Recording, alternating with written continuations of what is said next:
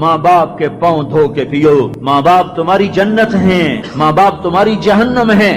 ماں باپ کو ٹیڑھی نظر سے دیکھا تو جہنم، اچھی نظر سے دیکھا تو جنت۔ کیا کمال ہے، قربان جائیں۔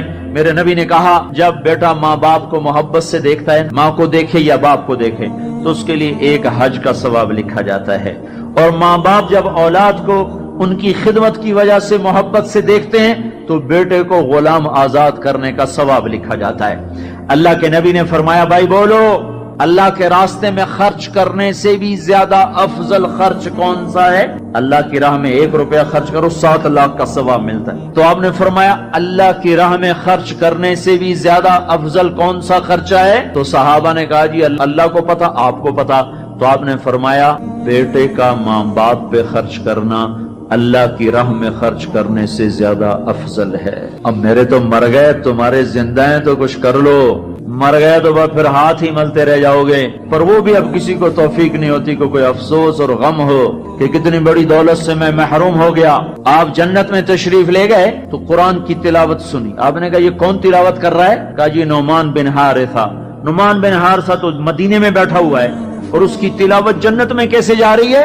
کہا جی ماں کا فرما بردار ہے، اس کی وجہ سے اس کی تلاوت جنت میں بھی آتی ہے۔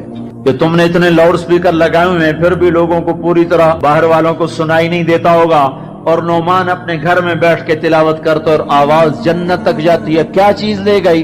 نہ جہاد، نہ تبلیغ، نہ نماز، نہ صدقہ، نہ تہجد، نہ علم، نہ حدیث، نہ تفسیر، نہ کیا چیز لے گئی؟ ماں کی خدمت نے آواز کو جنت تک پہنچا دیا۔ کیسی خدمت کرتے تھے؟ ماں کے کپڑے دھوتے، ماں کی روٹی پکاتے، ماں کو نوالے بنا کے کھلاتے۔ ہمارے ماحول میں کیا ہے کہ میں اپنی بیوی سے کہتا ہوں میری ماں کی خدمت کر، میری بیوی کے ذمے نہیں میری ماں کی خدمت۔ اگر وہ کہے میں نہیں کر سکتی تو اسے نافرمان بیوی نہیں کہا جا سکتا۔ میری خدمت نہ کرے تو نافرمان ہے، میری ماں کی خدمت نہ کرے تو نافرمان نہیں ہے۔ اسے میری ماں نے نہیں جنا، مجھے میری ماں نے جنا ہے، میرے ذمے اپنی ماں کی خدمت ہے۔